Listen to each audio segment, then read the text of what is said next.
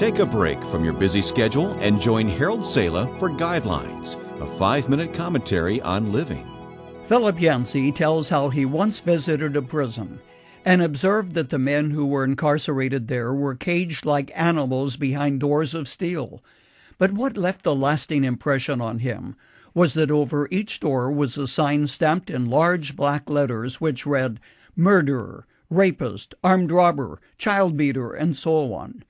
The strange thing about human nature is that we all try to package and label people, and in so doing, we trap them inside a box as certainly as though we slammed the steel door shut, pinning the sign overhead. Was that not the same rationale when a sign was put to the cross in Latin, Greek, and Hebrew reading, "This is Jesus, the King of the Jews"? There are hundreds of labels. Political labels such as Socialist, Communist, Republican, Democrat, Activist, Radical, and other. There are religious labels.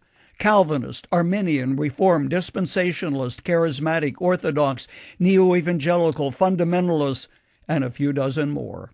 It's almost as though we could take a person, put a label on him, and cram him into a neat little package, usually one we would just as soon misplace. There are social labels too: liar, cheat, drunk, thief, hooker, lesbian, swinger, and so forth. One mistake or failure, especially if you are not too fond of a person and he is labeled. Did you ever hear someone say, "What else could you expect out of him? He's always been a liar"? I have heard parents try to excuse their children, or rather to single one out from the others, saying, "She always reacts like that. She's been a liar since she was a child. You can never believe what she says." The tragedy of labels, especially in the social category, is that our labels often tend to produce the kind of behavior we disdain and abhor. "He's got bad blood in him, gets it from his father's side." One woman actually told me this, speaking of her son as though some inherent tendency to do evil had been transmitted genetically. I'm not sure where we Homo sapiens got our tendency to label and box other people, but it most certainly was not from Jesus.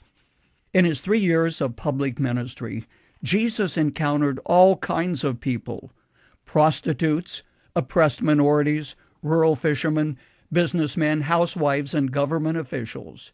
Yet in every case, he accepted them on their own merit and received each as a person of dignity and value, understanding his power could make each person into a different person. To Matthew, Jesus said, "Follow me." He didn't say, "Hey, you filthy tax thief, come follow me, I'll straighten you out."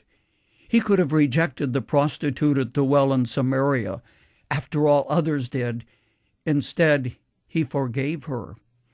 Today's devotion is twofold. For you who feel labeled, realize God forgives you and accepts you as you are. He does not demand a do-it-yourself improvement program and then take you on after you have succeeded. Rather, he just says, "Follow me."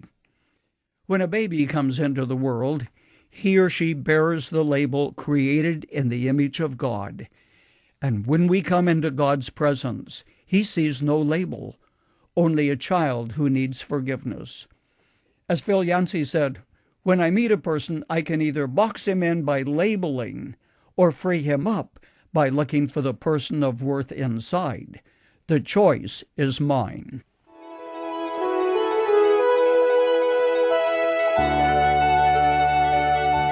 You've just heard Dr. Harold Sala with Guidelines, a 5-minute commentary on living.